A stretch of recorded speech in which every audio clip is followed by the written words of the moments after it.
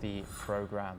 Now we move over to the United States, where Donald Trump said on Tuesday that he severed ties with Jeffrey Epstein after the financier stole young women who worked at his Mar-a-Lago beach club spa. Speaking to reporters on Air Force One, Trump explained that once Epstein took staff members from the club, he ended their relationship.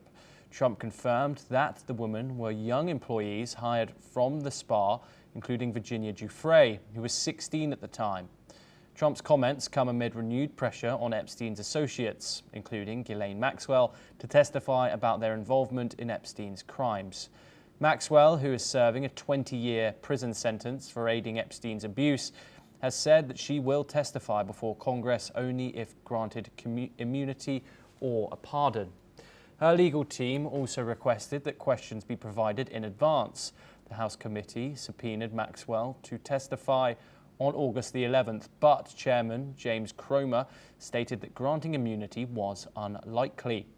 As the legal saga continues, Trump has also criticized media reports, including a Wall Street Journal article that linked him to Epstein, calling it fake and suing for defamation. Here is what the US president had to say.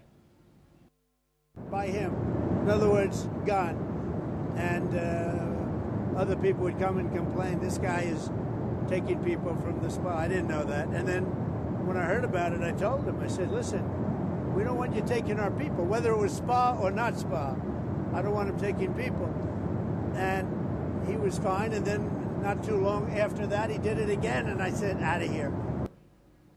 Now we're joined by Jim Rice, who's a professor of international law located in Vigan, the Philippines. Jim, thank you very much, as always, for joining us on the program. First of all, without speculation here, I want you to just comment on how the president has come across during this whole scandal. Since Donald Trump has denied to release the Epstein list, reports from various news outlets keep coming out about the US president, one including a letter in the Wall Street Journal, other video footage that shows the late sex offender at Donald Trump's second wedding. Now Donald Trump has no excuse but to talk about his relationship, which he clearly did have with Jeffrey Epstein. What are your thoughts on Trump's claims, particularly regarding his involvement with Epstein in the past? Thomas, thanks for having me on. We're going through a severe tropical depression here, so if I cut out at any moment, please understand we're going through very difficult technical problems here. So anyway, to answer your excellent question, Trump has no excuse. I think that Trump has been caught in his own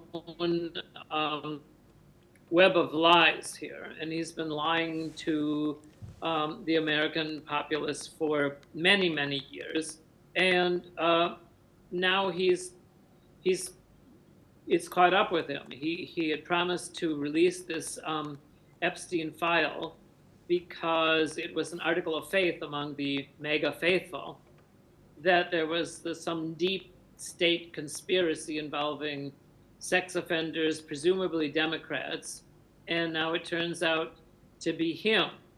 So it's very difficult to see how Trump is going to get out of this.